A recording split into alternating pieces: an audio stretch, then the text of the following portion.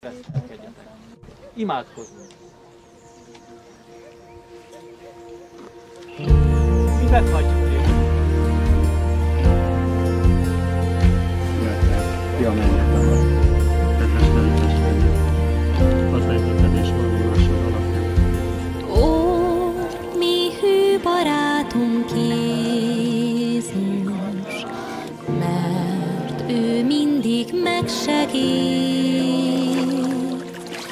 Tárjuk fel hát imánk szárnyát, éltünk súlyos terheit. Te áld meg törekvésünket, áld meg az Szívünk gyakran gondol szenved, nyugtot, békét hol is lehet. Ó, csak Jézus elé menjünk, és segíts ezen bízva hittel nézzünk fel.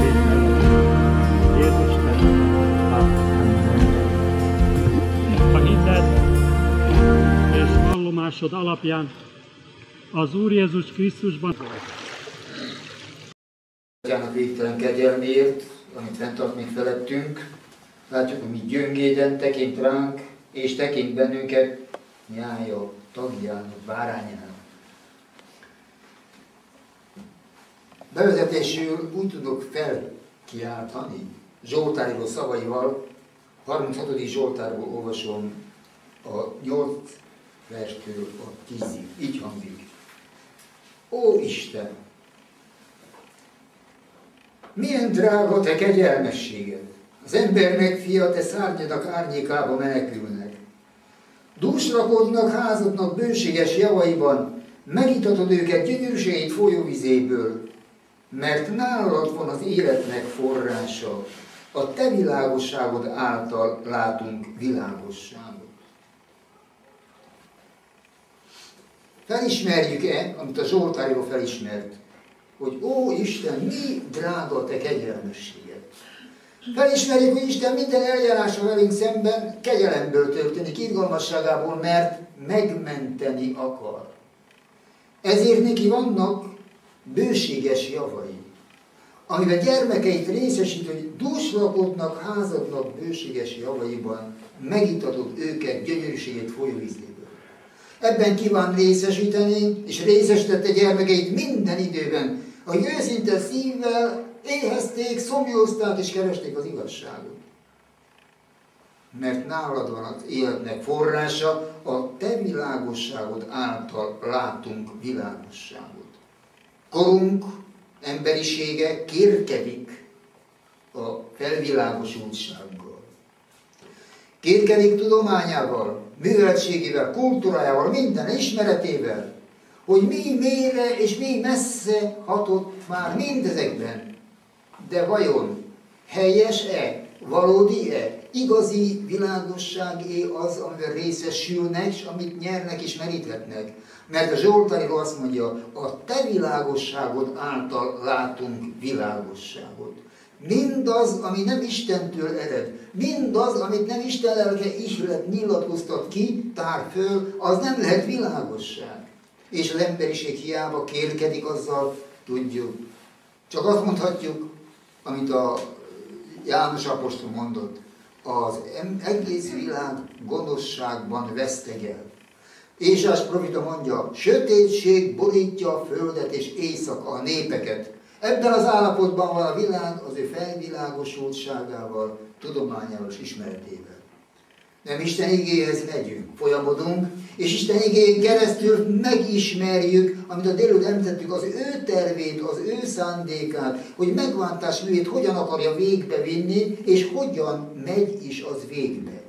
Haladjunk tovább a jövendőlések tanulmányozásában, hogy a jövendőlések mit mondanak, és hogyan igazolják ezt az események napjainkban, hogy a történelem valóban bizonyítja Isten szavának teljesedését. És ezen az alapon nyugodtan bízhatjuk magunkat őre, támaszkodhatunk arra, és követhetjük azt tudva, hogy ezen a vonalon és úton Istenhez juthatunk. Mint ahogy sokan jelképezik jelképezik Istent egy nagy hegyen ülve egy trónon. A hegynek különböző oldalán körül mind útak vezetnek fel Isten fel, a hegy csúcsa felé.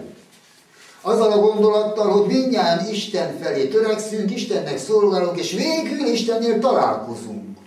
Ezt mondják a különböző egyházak és vallások. Mit mondunk mi? Mi azt mondjuk, hogy csak az az út, amely Istentől ered, az az út, amely hozzá vezet. Igaz? A sok út a hegy körül találhatnak ki emberek, felfedezhetnek utakat, módokat, elméleteket, tantételeket, alapíthatnak egyházakat, vallásokat, de azt mind az ember hozza létre, az ember alapítja, és azon az alapon, azon a vonalon, azon az úton akar Istenhez jutni. De nem Istentől ered, nem ő nyilatkoztatta ki, ezen nem is fognak hozzájutni. Bármi őszintén haladunk egy téves úton, mert el akarunk meghatározott célhoz, de az út, amelyen haladunk, téves. Bármi őszinték is vagyunk, bármi komolyak is vagyunk, de az az út akkor sem fog a célhoz vezetni. És nekünk ezért kell az Úrhoz folyamodnunk. A te világosságod által látunk világosságot, mondta Zsoltárról. Mi is ezen a vonalon keressük a világosságot, és akkor helyezzük lámunkat arra biztos útra, amely Istentől ered, és így biztosak lehetünk, hogy hozzá is fogunk jutni. Haladunk tovább, itt mond Ámos próféta, 3. rész 7. versében. Ismerhetjük ezt a szöveget. Ámos 3. 7 vers. Mert semmit sem cselekszik az én Uram, az Úr, míg meg nem jelenti titkát az ő szolgáinak, a profétáknak. Isten bármikor valamit tett, valamit cselekedett, először küldte az ő profétáit, a szolgáit. Mondd meg, jelentsd ki, kiáltsd, ha tudják meg. És ezen az alapon mondta, íme, előttünk adtam a jót és a rosszat, az életet és a halált, válasz. És az emberek bizony válaszol. Mielőtt Isten tenni valamit, vagy megenged, hogy történjen, először kijelenti az ő szolgáinak. Lássák meg, mi fog következni. Tudjanak felkészülni, és tudjanak a helyes utat választani, vagy irányt választani, hogy haladjanak és cselekedjenek. Megyünk tehát tovább, kiindulva, Dániel 7 rész 25 verstől. Hogy helyesen tudjuk meghatározni az eseményeket, az események menetét, összhangban a proféciával. Először tehát meg kell határoznunk egy időpontot, a kezdeti időpontot, ahonnan kiindulhatunk. A jövendőlés azt is kijelenti. És ha megtaláljuk a helyes kiinduló pontot, követve az eseményeket, a jövendőlést és az eseményeket, akkor biztosan helyes értelemre és ismeretre jutunk. Dániel 7, 25-26 versében ezt mondja a próféta, amit látott. A 10 szarv pedig ez. Ebből az országból 10 király támad, és más támad utánok, és különb lesz mind az előbbiek, és 3 királyt fog megalázni. És sokat szól a felséges ellen, és a magasságos egek szenteit megrontja, és véli, hogy megváltoztatja az időket és a törvényt, és az ő kezébe adatnak ideig, időkig és fél időig.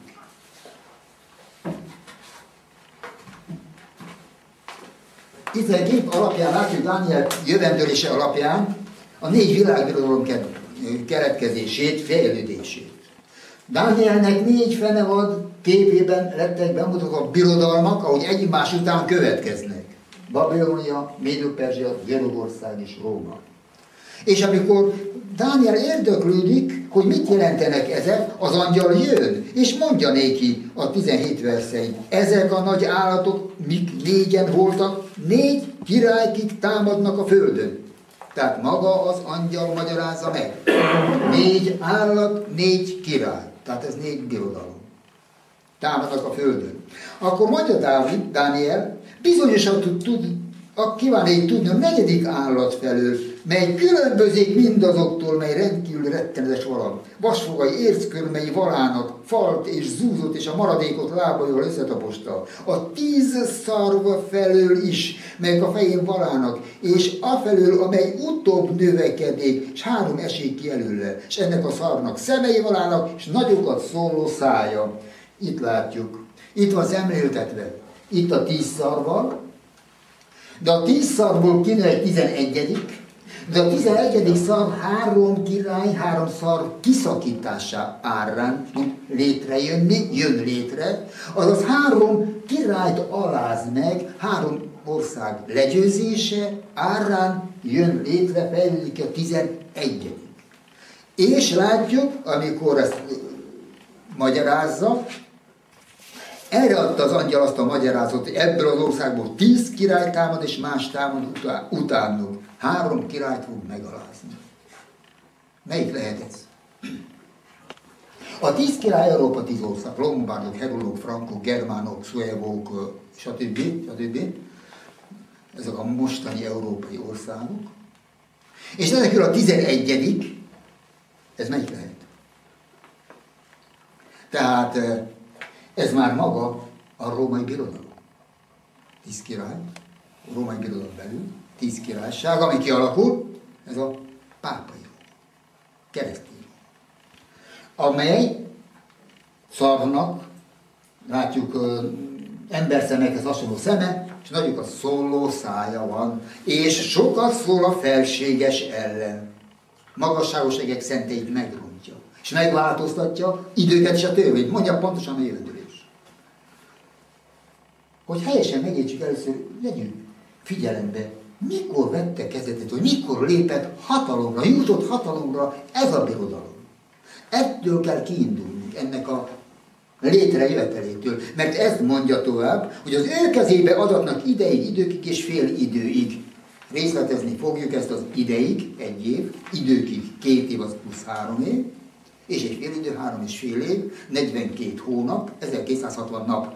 Ezt a 3 kifejezést találjuk erre az eseményre, ezekkel a kifejezésekkel 1260 napot, profécia értelemben 1 nap 1 év, 1260 év. Most nem akarok szöveget, mert akkor eltelik az idő, ha mindenre idézem a szövegeket. De tudjuk, tehát meg van írva, ideig, időkig, ennek a kezébe adatnak. Attól kezdve, hogy a 3 király kiszakítatott.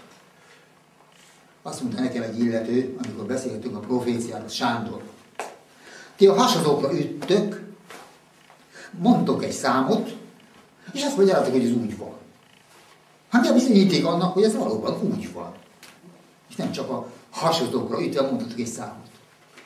Mondom neki, figyeld meg. Ez a 11. szarv akkor fejlődött, jutott hatalomra, mikor a 3 királyt megalázta. Amíg a 3 királyt nem alázta meg, addig nem volt. Miután megalázta, akkor kezdődött az uralom és hatalma. Ez mikor történt? Milyen hatalmakat jelent? Mikor történt? És attól kezdve számít az 1260 éve. Érthető, amit akarok mondani? Érthető? Tehát melyik az a 3 király, amit megalázott? Mikor történt a 6. király megalázása? Akkor jutott hatalomra, és attól kezdve uralkodik 1260 évig. Tehát nem egyik se korábbról, se későbbi időről. Ez a 3 király történelem szerint is, aki egy kicsit ismer a történelmet,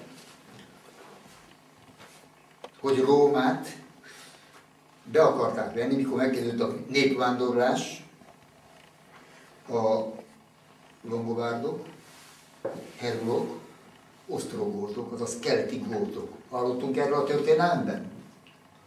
Ez a 3 nép volt az, amely megtámadta Rómát. Ezek a országok lakói nem katolikusok voltak. Ezek ariánusok, ariánus hívők voltak.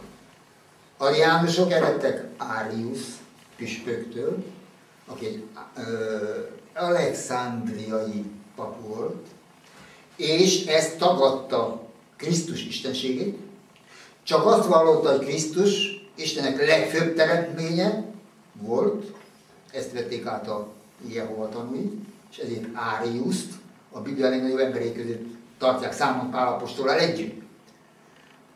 Jehova tanúi ezt. Tehát sorolja. És kérem szépen, ezek a népek elfogadták Áriusnak az elméletét, és így lettek ariánusok. És meg akarták támadni Rómát, és ők akartak programra jutni. És amikor megtámadták Rómát, először Romobárdok, Herolok. Herolok, vandálok, gótok. Herolok, vandálok, nem a Romobárdok. Herolok, vandálok és a gótok megtámadták. Utoljára a gótok, nem térjünk ki előtte a kettőre. Utoljára a keleti gótok támadták meg Rómát. A római püspök behívta segítségükre a római császárnak, Justiniannak a hadseregét. Justinian hadserege be is vonult Bélizár vezetésével, és akkor körülvették a gótok egész Rómát.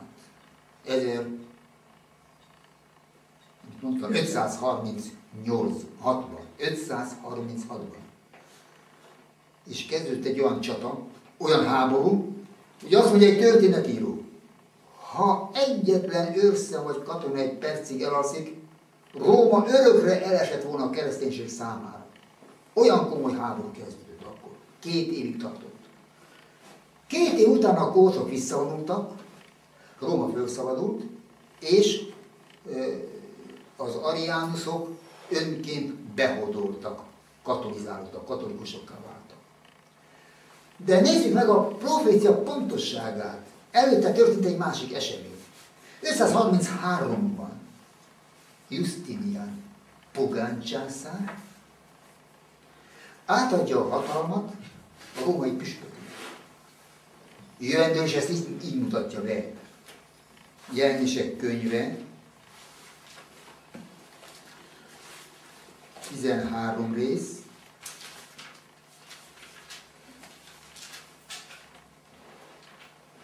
második vers. És a fenevald, amelyet láték hasonlóval a párduchoz, és az ő lábai, mint a medvé, szája, mint az oroszlán szája, és a sárkány adá az ő erejét, annak és az ő királyi székét és nagy hatalmat. Átadta a hatalmat pogány Róma keresztény Rómának. 533-ban történt ez. 536-ban megkezdődik a 2 nagy csata, háború, tart 538-ig. 538-ban, tehát akkor felszabadult Róma, és a püspök elkezdhette gyakorolni azt a hatalmat, mert Justinian 536-ban ráruházott. Felolvasom a rendeletet, nem baj? Nem. Az elsőbség hivatalos elismerése az 1260 év kezdete. Justinian császár Krisztus után 533-ban egy császári rendelettel általános érvényességi levelet tett közzé, melyben a római püspököt az egyházak feltétlen fejének minősíti. Többek között ezeket írja. Mi arra törekedtünk, hogy Kelet egész területén az összes papokat őszentségének rendeljük alá, mivel hogy nem akarjuk tűrni azt, hogy az egyházi ügyével kapcsolatban egyetlen szó is elhangozzék anélkül, hogy megelőzőleg őszentsége, mint az összes egyházak feje elé ne terjesztessék. Mert miként előbb is mondottuk, buzgón törekszik arra, hogy dicsőségét és pápai trónjának hatalmát minden tekintetben emeljük. Ez hangzott el 533-ban. De csak papíron létezett. Nem tudod gyakorolni. 2 évvel vagy 3 évvel később, 5 évvel később, 538-ban, a fegyverek juttatták uralomra a római püspököt. Ez történet. Ez a harmadik szarv, tehát a keleti gótok, mert 538-ban legyőztek. Ettől kell kezdeni az 1260 évet, ami meg van jövendő, hogy 1260 évig fog uralkodni. És 1260 év meddig terjed 538-tól? 1798-ig. Mi történt 1798-ban? Francia forradalom. A francia forradalom idején Napóleon először 1793-ban a francia konvent, azaz a törvényhozó testület, a parlament, betiltott minden egyházi gyűlést és vallást.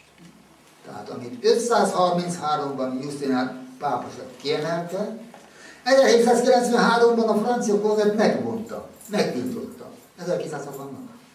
538-ban fegyversegítette a püspököt uralomra. 1798-ban Napóleon tábornok a Berthier bevonult a Párizsba, 6. Pius pápát fogságba vitte, és aztán börtönből börtönbe vitték, míg egy erődben meghalt. 1798, vagy 1260 év. Itt látjuk a profécia jövendőlés. Azért mondom, kiindulási pontja a harmadik szak kiszakítása, a gótoknak a legyőzése, 538, és befejezése a francia forradalom. 1264 pontosan teljesítve eddig fog uralkodni. Ezt mondta a jövendőlés. Ez teljesített. Azt hitték, hogy többé a pápaság nem áll helyre. A jövendőlés erről az állapotról azt mondja a Jelenések 13. harmadik versében. És látám, hogy egy az ő fejei közül, mint egy halálos sebbel megsebesítetett, de az ő halálos sebe meggyógyítaték, és csodálván az egész föld követi a fenevadat. A halálos sebet kapta a pápaság 1798-ban, mikor 6. Pius meghalt fogságban, és az új pápának a megválasztása meg volt tiltva. Azt hitték, hogy a pápaság örökre megszűnik. De begyógyul. Már ez később évek folyamán. Eddig tartott a katolikus egyház uralma, ami meg volt jövendőle. Nézzük meg, hogy a sátán hogyan változtatja eszközeit. Gonosz. Először dolgozott a pogányság által. Részletesebben, ha mondva, itt mondja a veres, a sárkány, 12 részben, ez pogány Róma. Pogány Róma egy nagy vallási rendszer. De a pogányság elveszíti befolyását a nép felett, akkor sátán válassza a keresztény Rómát. Ekkor adja át a hatalmat keresztény Rómát. Keresztény Róma, látjuk hova jut, elveszíti a befolyását, sátán megint egy másik eszközt választ. És melyiket válassza? Jelenések 13 rész, 11 versében, azután látték más fenevadat feljönni a földből, akinek 2 szarva vala a bárányihoz hasonló, de úgy szól vala, mint a sárkány. Mind a 3 fenevad a sárkánytól van vezérelve. Sárkány vezérel. Uram. Egyik maga a sárkány, akit sátánnak is nevez a Biblia. A másiknak ő adja át a hatalmat. Itt a harmadik fenevad bárányhoz hasonló, szelídnek látszó, de mikor megszólal, úgy szól, mint a sárkány. Ez is látszik, hogy az ő lelkületétől van uralva. Tehát ugyanaz az indító és mozgató rúgó hatalom, amely az első 2 is jellemezte. Bár szelídnek látszik. És ez a különbség ezen fenevad és az előbbiek között micsoda? Az előbbi fenevadakat nem olvastuk, mert a kép mutatja, hogy mindegyik a tengerből jön föl. Mind a tengerből jön föl. Ez is a tengerből jön föl. Látékfenevad feljönne a tengerből. És mit jelent a tenger? Mit jelentenek a vizek? Jelenések könyvében olvassuk, hogy a vizek azok, amelyeket láttál népek, nemzetek, sokaságok és nyelvek. Azaz, az egyik birodalom a másiknak a népek háborúja, a nemzetek egymás közt folyó háborúja közepette jön létre a vizek, és így jön létre az egyik a másik után. A negyedik is így jött létre, de viszont a 2 szarú fenevad, ez már nem valami szép, 2 szarva van, ez a földből jön fel. Ez nem a népek és nemzetek között egymással folyó harc és háború által következtében jön létre, hanem feljön a földből csendesen, magányosan, békességben. Egy író jellemezte abban az időben, mint valami fa. Szépen növekedtünk nagyjá.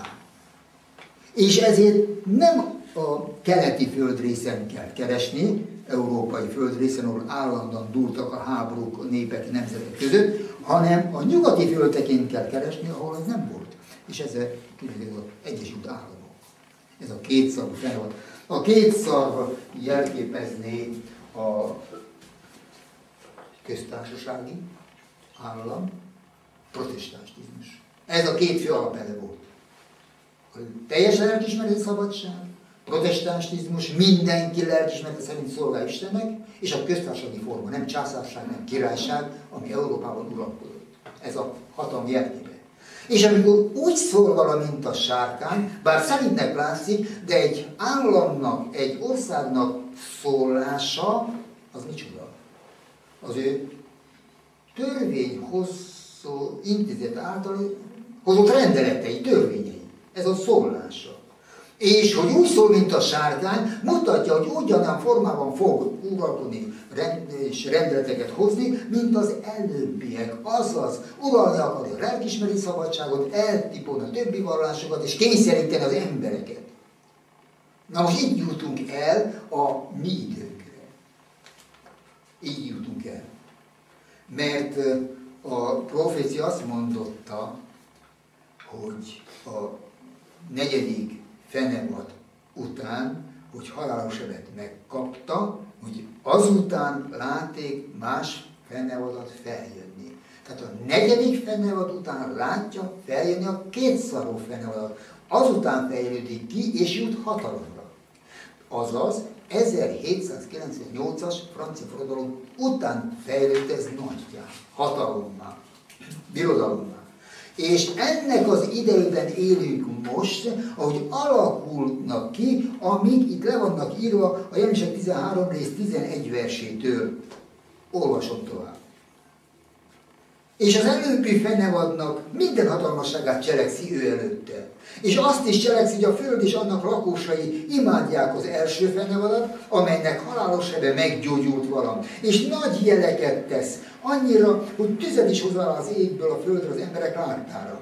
És elhiteti a földnek lakosait a jelekkel, melyek adatának néki, hogy cselekedj a fenevad előtt, azt mondván a föld lakosainak, hogy csinálják meg a fenevadnak képét, aki fegyverrel megsebesítetett vala, de megelevenedett. Ez a kétszarvú fenevad mit tesz? Előbbi fenevadnak minden hatalmasságát cselekszi. Azt mondja a föld lakosainak. Ez mutatja, hatalom nép kezében van. Tehát demokrácia. Azt mondja, hogy imádják az első fenevadat. Nagy jeleket tesz. Itt látunk spiritizmust kiemelkedni, jelek és csodák által. Elhited a földnek lakosait a jelekkel. Spiritizmus hogy fejlődik ki? Azon kívül pedig ebben látjuk a ökuméniát. Amikor a különböző egyházak, először a protestáns egyházak egyesülnek egymással, együtt munkálkodnak, szövetséget alkotnak, és ez az egyesült protestantizmus behodol a katolicizmusnak. Csinálják meg az előbbi fennevadnak a képét, utánozzák azt, imádják azt, vegyék fel képét, vegyék fel bélyegét. Ezt teszi a protestantizmus. Napjainkban ennek a kialakulásában vagyunk. Az ökuménia, ez az együttmunkálkodás, az egész földre kiterjedő uralom. Ez most nagyon-nagyon mértékben, nagy lendülettel halad előre és terjed. A protestáns egyházak már régen, a múlt század, 1950-es, 60-as évek óta egy gyors folyamatban van a protestánsok egyesülése, amikor megszűnnek, nem hogy külön egyház, testület lenni, megtartja mindenki testületét, csak megszűnnek egymás ellen dolgozni, megszűnnek olyan missziómunkát végezni, hogy egyik egyház a másik egyházból térítsen magához lelkeket. Mert, ahogy az előbb említettem, Isten a magasban, a hegy csúcsán trónol, mindannyian Istenhez törekszünk, ti azon az úton, mi ezen az úton, végül Istennél mindjárt találkozunk. Ez az együttmunkálkodás alakul ki a múlt 150-es, 60-as éve óta. Rendkívüli nagy lendülettel halad előre. Tegnap előtt kapta egy e-mailt, 2 újságot küldök Sanyi bácsinak. Az egyik az, hogy a Norvégiában az összes protestáns egyházak hogyan tömörültek egy szoros egységbe. Az összes protestáns egyházak. A másik Amerikában egy hasonló. Ezek most legjobbak. És már mióta történik ez? Már évek, tizedek óta van, hogy az amerikai újságban a protestantizmus hogyan harcol azért, hogy ünnepeljék meg szigorúbban a vasárnapot, rendeljék el az nagy centrumok, vásárok, stb. Üzemek bezárását, mert Isten nem védheti meg ez országot, azért élik ezt az országot ezek a rettenetes csapások, amik vannak. A társadalom azért jutott ebbe a mély állapotba, amiben van, mondhatjuk, hogy mi is vagyunk már, mert Isten nem álthatja meg a népet, mivel nem szentelik meg az ő napját, a keresztény szombatot, ez a vasárnap. És ezért ezt követelik. És azon dolgoznak, a protestantizmus összefog, újságcikkek foglalkoznak ezzel, kérdések és válaszok, felcél kérdés, hogy a protestánsnak a céljuk olyan elnököt választani, amely a vasárnapot szigorítani fogja.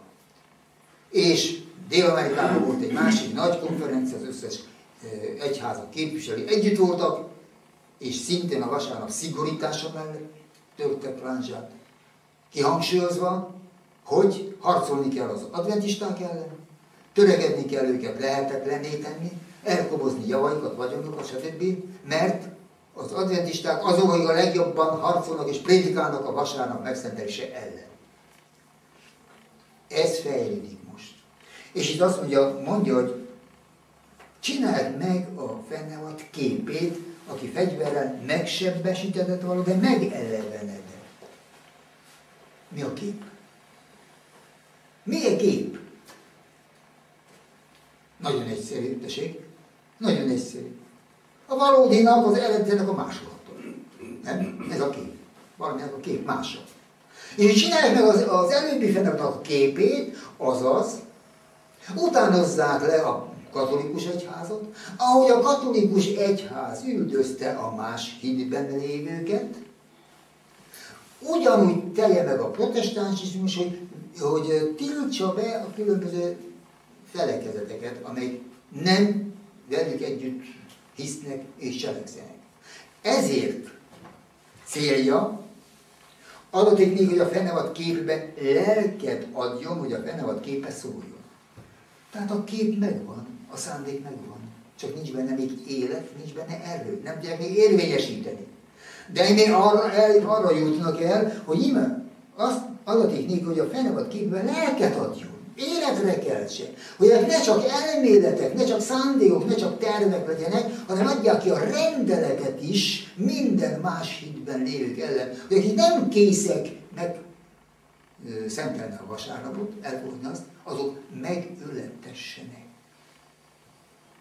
És ezért adja ki a rendeletet.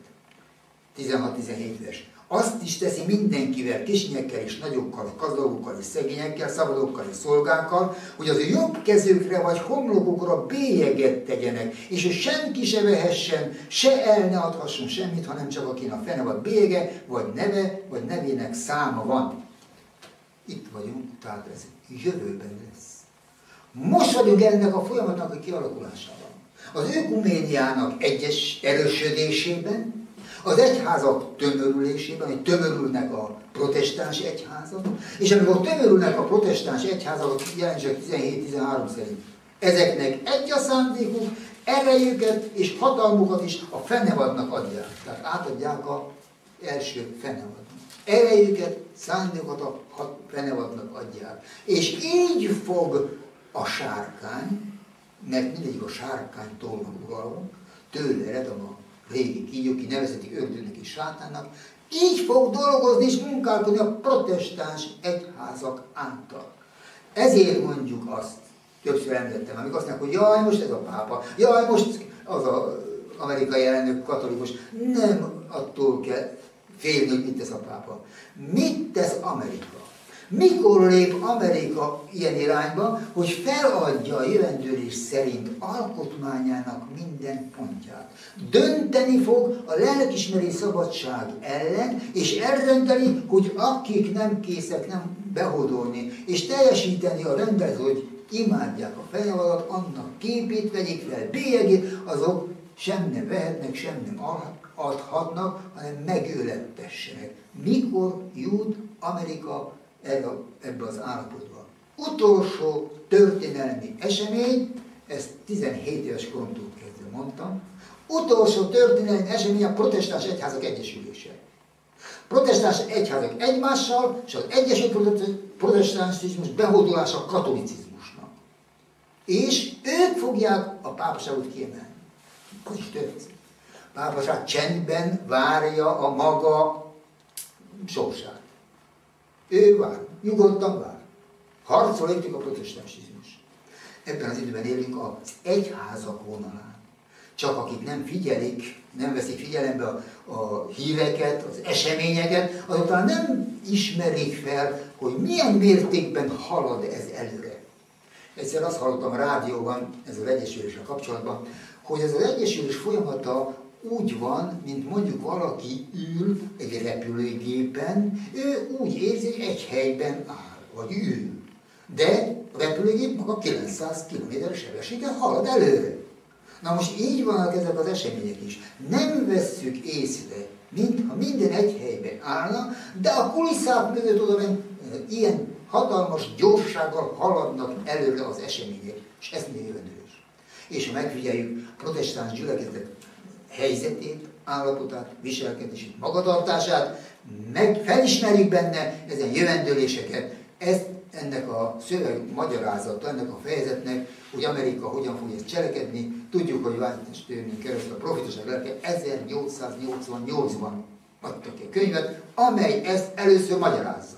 És abban magyarázza azt, hogy az amerikaiak fel fognak lépni azzal az igénnyel, vallással, hogy amit az előbb mondottam, hogy Isten azért nem áthatja meg ezt a népet és nemzetünket, mert a nép nem szenteli meg a keresztény szombatot, azaz a vasárnapot, és hogy mind azok az okai, akik ezzel ellen vannak. Ezt 1888-ban volt leírva, és most egy pár évvel ezelőtt ugyanez jelent meg újságcikkekben kívülről, mintha azt adnák vissza, szó szerint. Ez a jövendőlés a teljesedés. Ez az egyházak esetében, napjainkban, tehát mik mennek végbe most? Mi megy végbe a társadalomban? De nem csak a társadalomban, a népek és a nemzetek között. A másik jövendőlés, ami teljesedik előttünk, vagyis a teljesedését látjuk napjainkban. Ez a, hát ez ugye azért mondom, alacsony, nem tudom, látható? Ez itt egy térkép. Oroszország, Kína, Afrika, itt Judea, vagy India, és aztán itt van Jeruzsálem. Nyilak vezetnek Jeruzsálemhez. Ezek a nyilak. Melyikről szól ez a jövendőlés? Ez is egy jövendőlés, ami ezután fog beteljesedni, de napjainkban van, kialakulóban. És ezt szemlélhetjük, szemeinkkel élesen láthatjuk, hogy napjainkban hogyan alakul ez ki. Ez pedig a Jelenések 16 rész, olvasom a 13, 14 és 16 vers. És láték a sárkány szájából, és a fenevad szájából, és a hamis profita szájából 3 tisztátalan lelket kijönni, a békákhoz hasonlókat. Mert ördögi lelkek azok, akik jeleket tesznek, kik elmennek a földnek és az egész világnak királyaihoz, hogy egybe gyűjtsék azokat a mindenható Isten a nagy napjának viadalára. Egybe gyűjték azért őket a helyre, melyet zsidóul Armagedonnak neveznek. Utolsó nagy háború a világon melyik lesz? Az Armagedoni háború. Amikor napkelet felől való királyoknak út készítessék. Egybegyűjték őket a helyre, mely Armagedonnak neveztetik. Ezeket nevezték már régen, gyermekkoromtól kezdve. Sárga veszedelem, keleti veszedelem, népfajok harca. Ez fog bekövetkezni. Ez lesz Armagedon. Ez lesz a 6. csapás. És ez Jeruzsálem körül, ott van Megiddo völgye, és ez jövendőli, hogy mi történt Megiddónál Jósafát idejében, amikor babiloniak elpusztították Jeruzsálemet, meg milyen harcok voltak, és ahhoz hasonlítja ezt. Itt a népfajok harca. Látjuk kialakulni arabok. Hogy fognak össze? Irán, melyik? Irak. Látjuk ezeket. A többi arabok, palesztinok. És ezek mind Izrael meg kell semmisíteni. Arról van szó? El kell törölni Izraelt a földre. Meg akarják semmisíteni. És most keletiek állnak ezen mellé, az arabok mellé, nyugat áll a Izrael, zsidók mellé. És végül a két tábor össze fog csapni. Így mondja a jövendőlés. Jóel könyvének 3. részéből olvasok a 9. verstől. Hirdessétek ezt a pogányok között, készüljetek harcra, indítsátok fel a hősöket, járuljanak elé, jöjjenek fel mindjárt a hadakozó férfiak. Kovácsoljátok szántóvasaitokat kardokká, kaszálytokat dárdákká, mondja beteg is, hős vagyok. Siessetek és jöjjetek el, ti népek mindenfelől, és seregeljetek egybe. Ide vezest, Uram, a te hőseidet. Serkenjenek föl, jöjjenek fel a népek Jósafát völgyébe, mert ott ülök törvényt, hogy megítéljek minden népeket. Ereszétek neki a sorlót, mert megérett az aratnivaló. Jertek el, tapossatok, mert tetézve a kád. Ömlenek a sajtok, mert megsokasult az ő gonoszságuk. Tömegek az ítélet völgyében, mert közel van az Úrnak napja az ítélet völgyében. Itten sajtóról beszél, tetézve a kád. És az Úr ide vezeti tömegeket az ítélet völgyében. Annyira fellelkesül a nép, annyira egyik nép a másik ellen harcol, hogy a beteg is azt mondja, hogy hős vagyok. Ennyire föltámad a gyűlölet az egyik nemzetfaj a másikkal szemben. És a beteg is megy harcolni. Tapasztalatjuk, hogy most miket végeznek, öngyilkos merényletek. Vagy olvasunk ugyanerről, Jelenések könyvének 14. fejezetében, ahol a 3. angyal üzenet hangzik, és a 3. angyali üzenet, tehát az utolsó kegyelmi üzenet befejezése után mit olvasunk? Jelenések 14 rész, 14 verstől. És láttam, és ímé valahogy fehér felhőn ülve valaki, hasonló az ember fiához, a fején aranykorona, és a kezében éles sarló. Más angyal jöve ki a templomból, nagy szóval kiáltván annak, aki a felhőn ül vala, indítsd a sarlat és arass, mert a földnek aratnivalója megszáradt. Bocsájtál azért, aki a felhőn ül vala, ő sarlóját a földre, és learattatik a föld. És más angyal jöve ki a mennyből, a templomból, és annál is éles sarló vala. Más angyal is jöve ki az oltártól, akinek hatalma vala a tűzön, és kiállt a nagy szóval annak, akinél vala az éles sarló, ezt mondván, bocsásd a te éles sarlódat, és szedd meg a föld szőlének gerezdéjét, mert megértek annak szőlői.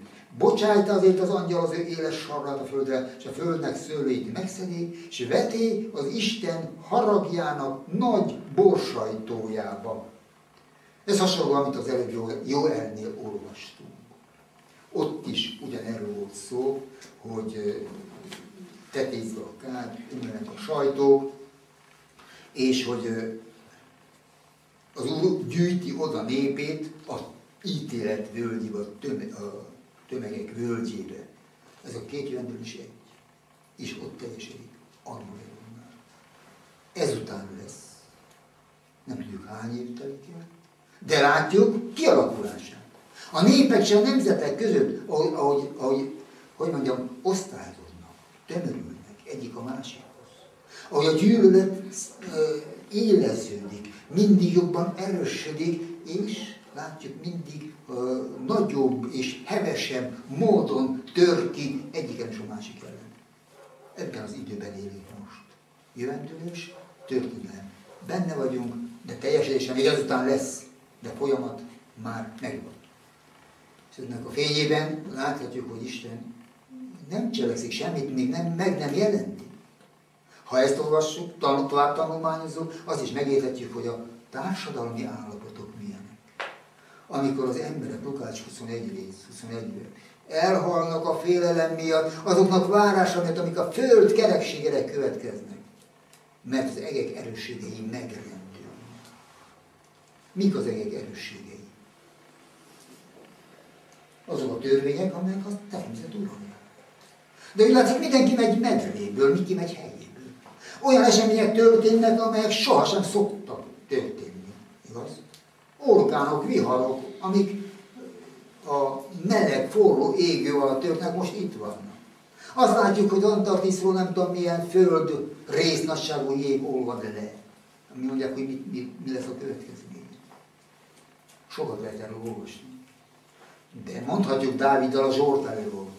A te világosságod által láthatunk világosságot. Ahogy Isten ezt kinyilatkoztatja igéjében, és leíratta az ő törvényeit, én vagyok, aki mindezt kijelentette. És meg is cselekszi. És ő viszi végbe, vagy engedi végbevenni, hogy a gonosz végezze a munkát.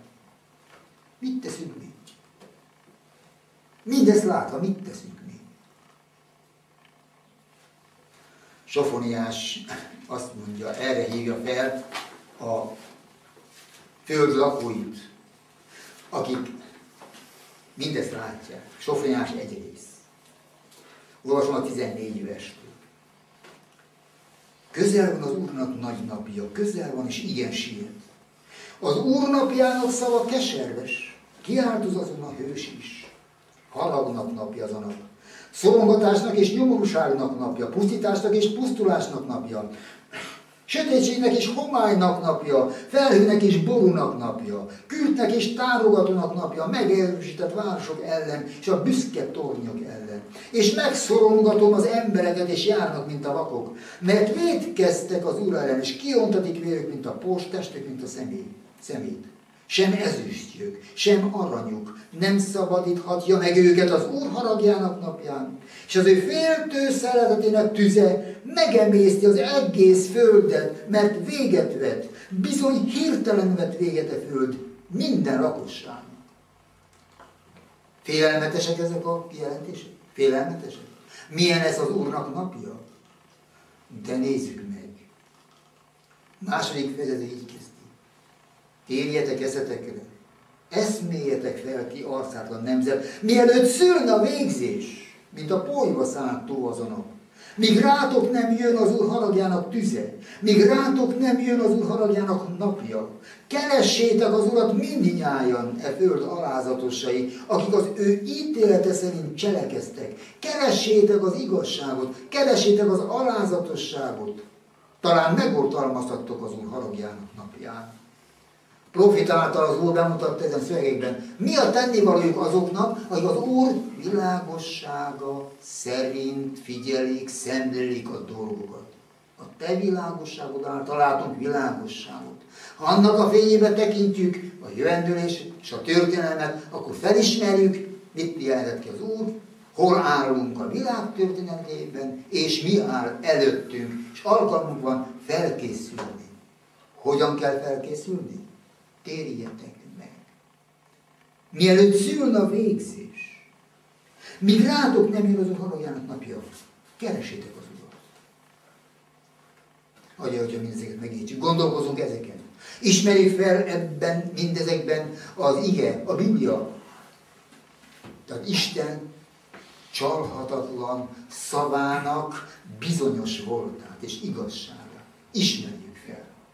Késztessen bennünket ez hódolatra, félelemre, tiszteletre Isten iránt, késztessen bennünket valóban igazi megalázkodás, hogy adjuk át magunkat néki, térjünk hozzá, és akkor, amikor a világ lakóira eljön a pusztítás, Isten gyermekei számára oltalom lészen, sátor lészen, minden vihar, tűz és minden veszély ellen. Megígérte.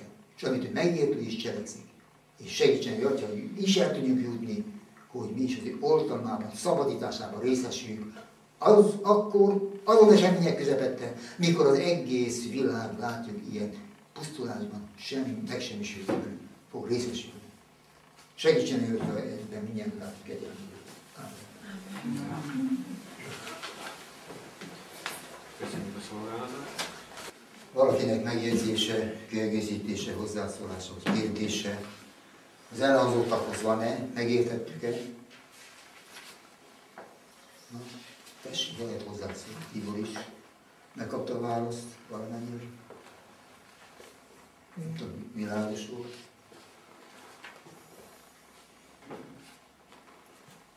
Tehát még egyszer ismételni, hogy honnan indulunk ki a profécia az események értelmezésében. Honnan indulunk ki? Herolok mandálok voltak. A 3 szárok kiszabításától. Itt van a fenn 10 szarval. 3 király 3-szor kiszabítatik előtte, azaz 3 király megalázása árán jön létre, fejlődik, jut hatalomhoz a pápai Róma. Van egy pogány Róma, és aztán van a pápai keresztény Róma. Ekkor adták, már vagy 33 adták Justinian a pápának, római püspöknek a hatalmat, bízta meg, hogy a többi püspökök mind a lábnak vetlenéki, és pedig 36-tól pedig 38-ig a háború volt. És 38-ban legyőzték a gótokat, és akkor uralomra jutott a pápa hatalom. Ekkor kezdődik. Most innét kell kezdeni a 1260 évet. 38-tól? 1938, csak 538-tól, bocsánat.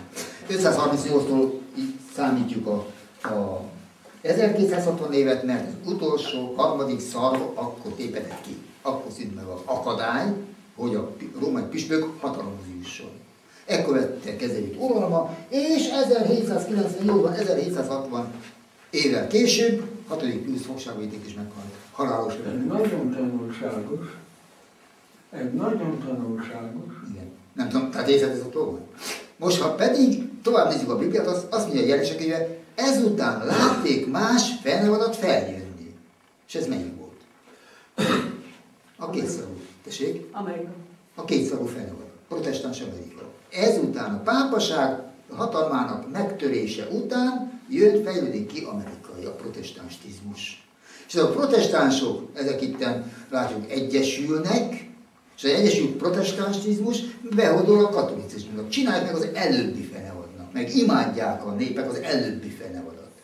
Most ennek a kialakulásának a vagy. Érthető? Ez a folyamat. Nem tudom, hogy világosan megérthető a profécia jön a Bibliából, és így tovább. És ezért kell, tehát a keresztények, az őszintén keresztények számára semmi sem homályos, semmi sem kétes. És világosan mondja, hogy megjelenik a rendelet, aki nem veszi fel a fenevad bélyegét kezére vagy homlokára, az semmi nem vehet, semmi nem adhat. Igaz? Tehát üldözés. A pápaság visszanyeri középkori hatalmát, meg fognak ismétlődni a középkori üldözések, mindazokkal szemben, akik Istenek engedelmeskednek. De mivel fejeződik be a harmadik angyal üzenet, ki tudja?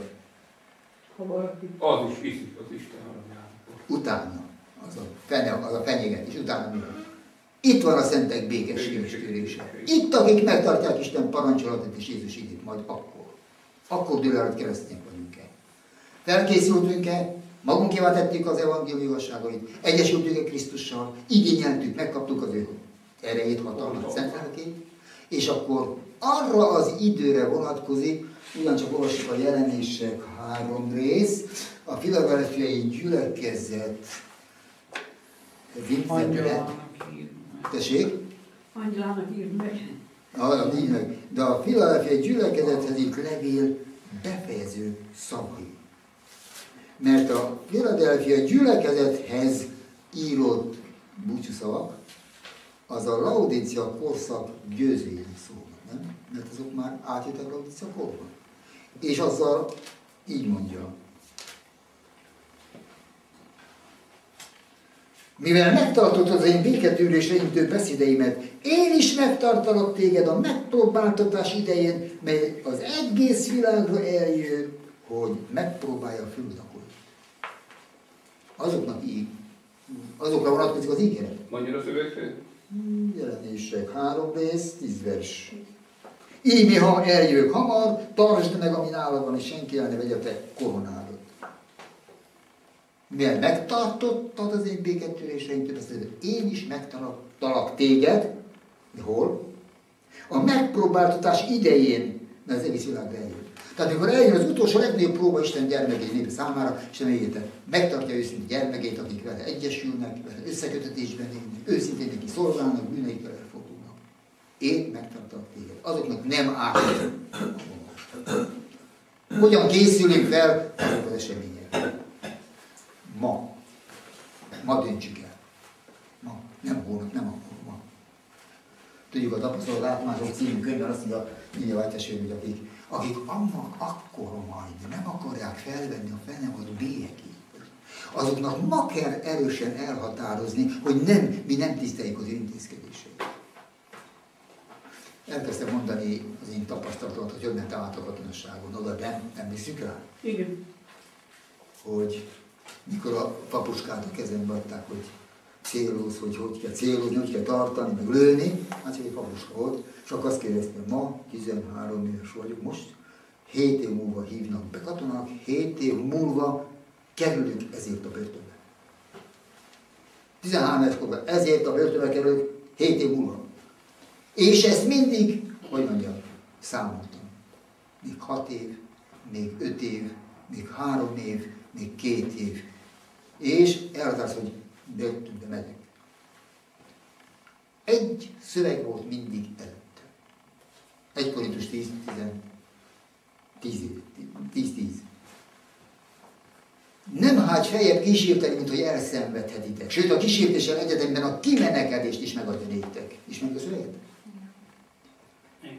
Ez volt tudatomban. Jó, és a próbába visz a tüzes vassal, szemükben rólam a húst, ki lehet bírni. Miért? Mert nem hagy feljebb kísérteni, mint hogy elszenvedhetitek. Megengedik, ki lehet bírni. Ha elesek, tőlem függ. Nem engedem.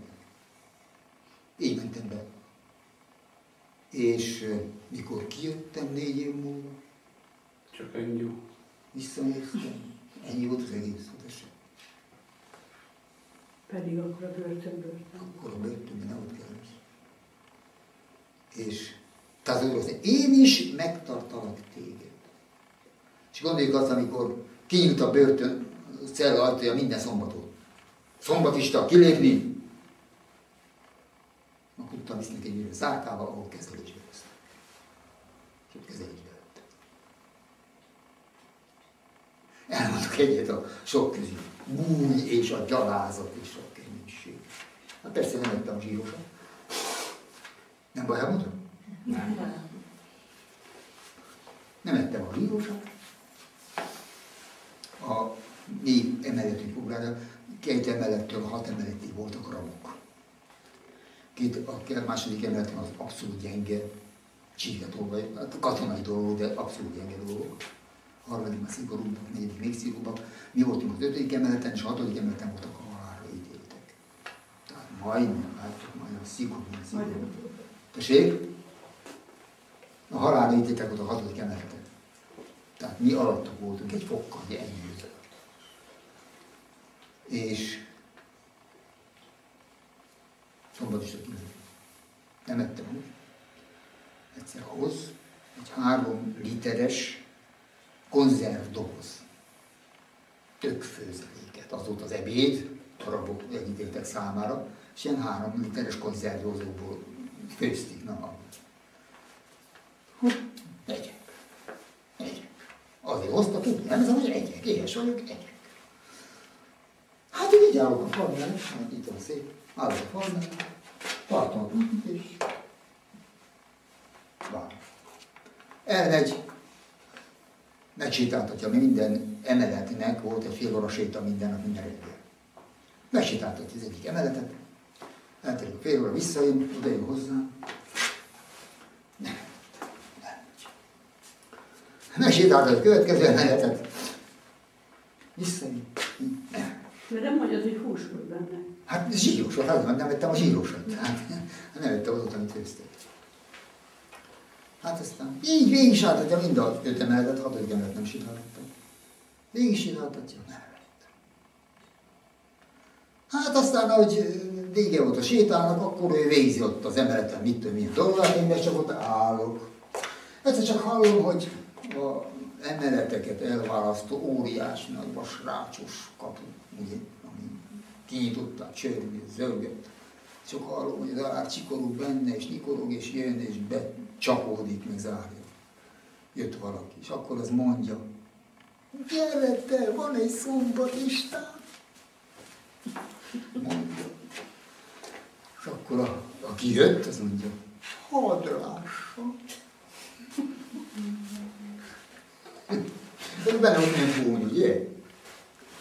És ahogy ott állok, fogva ezt a konzervdobózt, és akkor hozzám mennek, ugye lehet én hátaláltam rajtuk hozzám, ráteszi a kezét a vállamra, megfordít, és nézzelek, te pondró. És mi van benne, mindezek. És akkor meglátsz, hogy nem eszik? Azt nem. Kiveszi a kezébe, és a fejemre bújtja. A 3 literes tökfőzelék. Hát persze, hát miért, hogy tiszta tökfőzelékes lesz. És hát persze, még nagy hajam volt, akkor a fejemből a tökfőzelék lecsúszott mind a mögöttem lévő ágyra, úgyhogy csak a hajam volt tökfőzelékes, mint a vállam volt egy forinti nagyságú, tiszta válta. Egy gyűrűs lett, ahogy olyan pofozom neki, és a másik oldalon, másik, az meg visszapofozott, szóval illapjáztak egy darabig el. Dühk. Akkor aztán hoztak egy csövő vizet, mosakodjam meg. De úgy mosakodjak meg, hogy kiöntötték, hogy fel is kell törölni. Törje fel a vizet. Megmosok. Mondom, őmester, hajtás, hogy szombaton otthon megmosakszunk, az olyan természetes. Ha kiölik a víz, feltöröljük. Az olyan természetes. De őmester hajtás azért öntöttek ezt a vizet, hogy milyen szombaton nem dolgozok, ezzel akar rábírni, hogy szombaton dolgozok, tehát promokövítette. Ezért nem töröljük. Elnyomásra fogok vissza. Ezt így tettem a szombatok egy jó darabig. Egyszer így, egyszer úgy, egyszer amúgy. Csak azért, és erre, na jó, mind azt mondtam, hát ennyi volt ide, ez semmi. Ez semmi sem, nem tudom. És akkor többet vártam. Miért? Lélekben felkészültem. Lélekben annyira fel voltam készülve az eseményre, hogy mondta, ha tüzes vassal szedik ragamos, azt is kibírom, mert megígérte Istenem, nem hágy fejjel kísértem. Van-e ilyen bizalmunk és hitünk Istenben? Ez a kérdés. Igaz? És így kell előre tekintenünk az előttük álló eseményekre, nem? Miken kell átmennünk, milyen próbák érnek, de milyen próbában vagyunk. Ezt is figyelme kell venni. Vajon most a kicsi próbákban tudunk-e ragaszkodni Istenhez olyan hűségesen, hogy nem? És ezek készítenek bennünket a napokban. Tehát akkor megértették a proféciát, hogy... Még egyszer az, hogy miért a vízből jönnek ki ezek a víz... oda? Van Bibliánál? Lélek, nemzetek. Jelenések Elvek. 17. 17 rész. Jelentség 17 rész 15 vers. Tehát olvasjuk el hangosan, mit jelent a nap.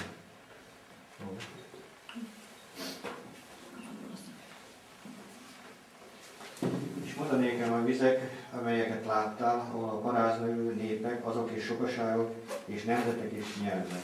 Tehát a víz, itt a tenger, itt az esetben a tenger, népeket, nemzeteket, sokaságot jelentett, tehát az európai népeket. És az európai népeknek egymással való háborúskodása következik, egyik legyőzi a másikat, és így létrejön, így győzte le Médo-Perzsia Babilont, Görögország Médo-Perzsiát, így jöttek létre egyik a másik után, ahogy tehát a tengerből, a népek, nemzetek sokaságok háborújából kijöttek. Most a kétszavú fennevad pedig a földből jön fel, ugye? Az nem háborúskodás által fejlődt, kijött létre, hanem az Amerikai Egyesült Államok az csendesen növekedett, szaporodó, békesség. Annak a jelentőség, hogy tehát nem háború, egyik nemzetnek a másik legyőzése árán jött létre, hanem ő maga csendesen, békességben fejlődött, szaporodó, gyarapodó cselekedett.